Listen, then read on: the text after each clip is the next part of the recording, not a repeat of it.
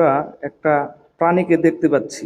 এটি একটি বাদুড়। বাদুড় একটি অত্যন্ত বিস্ময়কর এবং উপকারী স্তন্যপ্রায়ী প্রাণী। স্তন্যপ্রায়ী প্রাণীদের মধ্যে একমাত্র বাদুড়ই প্রকৃত ডানা মেলে আকাশে উঠতে পারে। সাধারণত দিনভর ঘুমিয়ে থাকলেও রাত নামলেই তাদের জীবন শুরু হয়। বাদুড়ের প্রিয় আবাসস্থল হলো অন্ধকার ও নিরিবিলি জায়গা। তারা দলবদ্ধভাবে থাকে এবং বেশিরভাগ সময় উল্টো ঝুলে থাকে, যা তাদের একটি বিশেষ বৈশিষ্ট্য। বাদুড়ের ডানা আসলে লম্বা আঙ্গুলের উপর টানানো পাতলা চামড়া, যা তাকে দ্রুত ও নিখুঁতভাবে উঠতে সাহায্য করে। রাতের অন্ধকারে খাবার খুঁজে পেতে তারা ইকোলোকেশন নামের এক আশ্চর্য প্রতিধ্বনি ভিত্তিক পদ্ধতি ব্যবহার করে।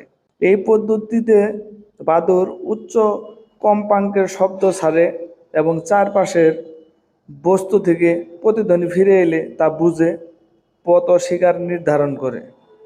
খাদ্যের দিক থেকে বাদুড় দুইভাবে পরিচিত: পোকা খেকো এবং ফল খেকো। পোকা খেকো বাদুড় প্রতিদিন রাতে প্রচুর ক্ষতিকর পোকার শিকার করে কৃষিতে গুরুত্বপূর্ণ ভূমিকা রাখে। অন্যদিকে ফল খেকো বাদুড় বীজ ছড়িয়ে বন তৈরি ও উদ্ভিদের বংশবিস্তারে সহায়তা করে। তাই পরিবেশের রক্ষায় বাদুড়ের অবদান অত্যন্ত মূল্যবান।